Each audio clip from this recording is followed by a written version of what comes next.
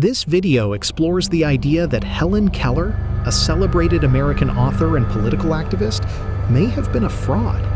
Helen Keller, born in 1880, lost her sight and hearing at 19 months old. After living 5 years in isolation, Anne Sullivan entered her life in 1885. Within weeks, Keller was learning words by fingerspelling in her palm, and by the age of 10, she could supposedly read Braille in English, French, and German.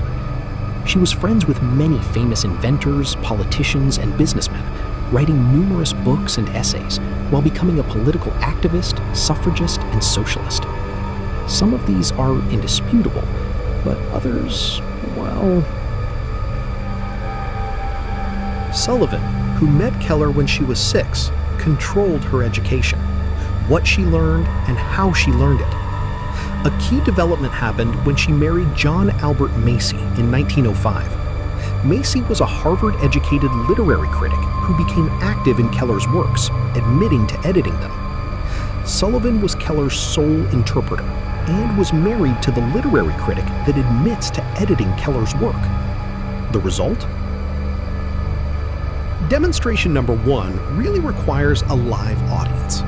One volunteer acted as Helen Keller and wrote down some basic opinions on NHL player Phil Kessel, whom the volunteer knows little about. These were positive opinions.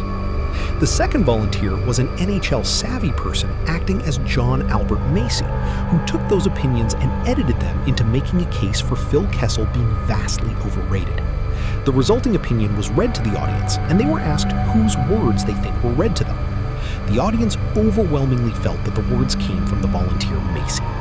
Demonstration number 2. Imagine an image based on this description. Pause the video if you need to. Visualize what this must look like. Picture in your mind the detail captured by this passage.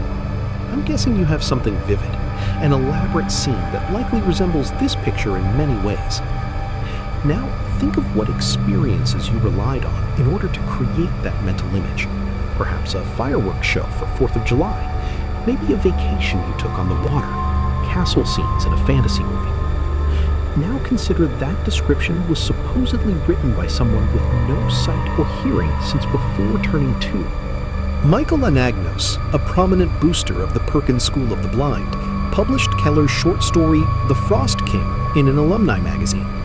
He later admitted that someone had read the book to Keller via fingerspelling, and Keller seemed to have believed it was her own work. The Perkins School Board examined these developments and were ultimately split over the validity of Keller's works. The tie-breaking vote? It came from none other than Michael Anagnos. Despite clearing her name, Anagnos later called Keller a living lie and went to his deathbed believing she was a fraud. So where are the other Helen Kellers? Haben Girma is often cited as a modern-day Helen Keller. She is an accomplished Harvard Law School graduate.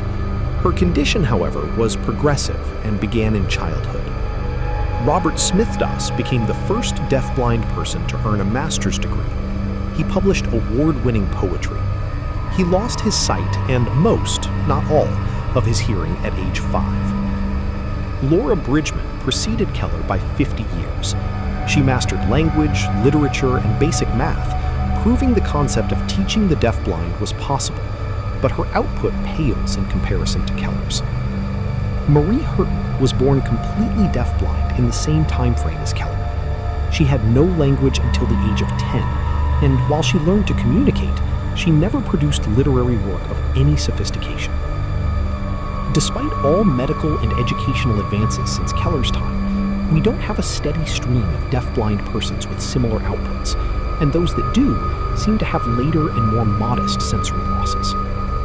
As a final note, facilitated communication was a promising breakthrough in the 90s for nonverbal autistic persons, but it was later found that there was a high degree of facilitator input and bias. Do you have any questions or further thoughts about the claims presented in this video?